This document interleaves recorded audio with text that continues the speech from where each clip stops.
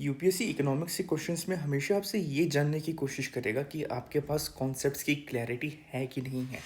वो आपसे फैक्ट्स बहुत ही रेयरली पूछने वाला है। For example, in this question, capital receipts create a liability और cause a reduction in assets of the government.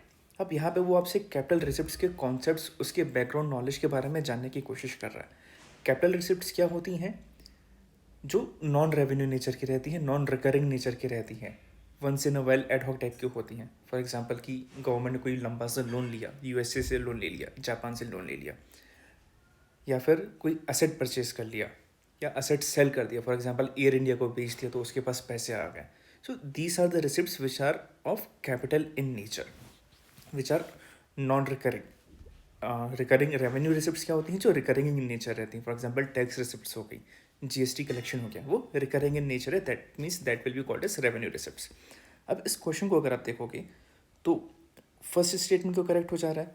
Capital receipts क्या करती हैं? इधर लायबिलिटी क्रिएट करती हैं या फिर reduction in assets of the government.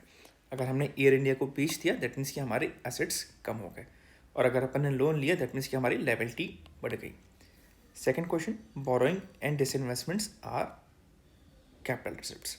अगर आपने फर्स्ट स्टेटमेंट को सही से समझ लिया दैट मीन्स कि सेकंड स्टेटमेंट भी बाय डिफॉल्ट करेक्ट हो जाएगी। द थर्ड स्टेटमेंट इज कि interest received on loans create a liability of the government.